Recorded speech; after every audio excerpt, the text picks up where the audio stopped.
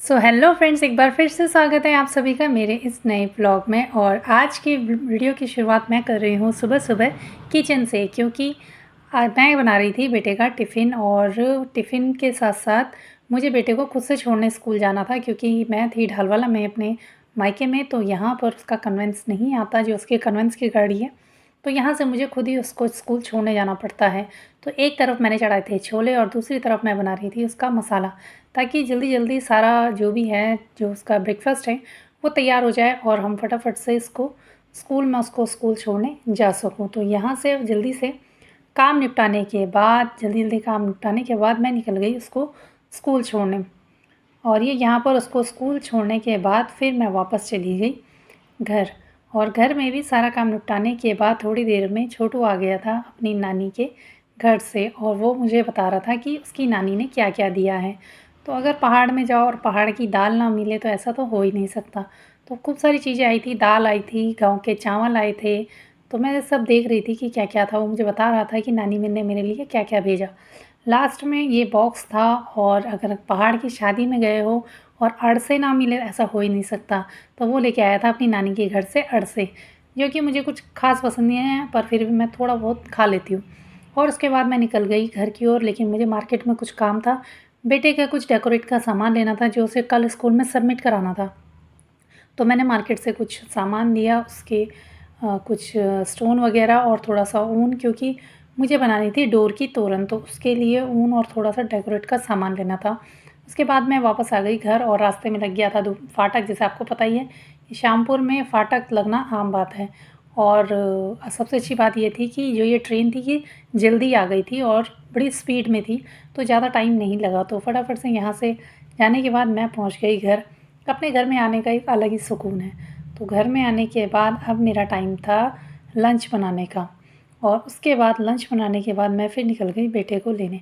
इतनी देर में बेटा भी स्कूल से आ चुका था।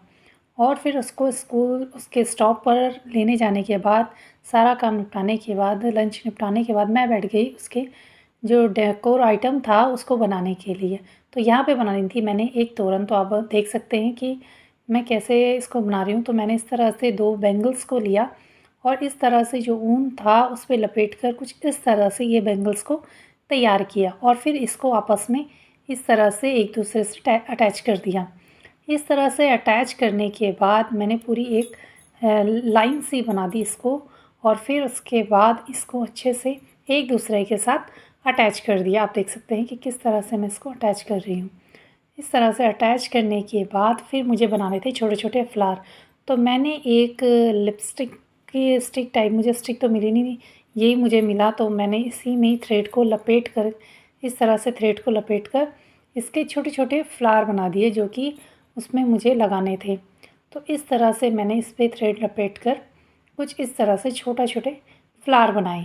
तो येलो कलर की, जो येलो और ऑरेंज दो मैंने कलर लिए थे जिसकी मुझे तोरण बनानी थी। ज़्यादा कलरफुल भी ज़्यादा अच्छे नहीं लगते, मैंने सिर्फ 2 कलर लिए थे। और इस तरह से छोटे छोटे फूल तैयार करने के बाद मुझे बनाने थे झालर।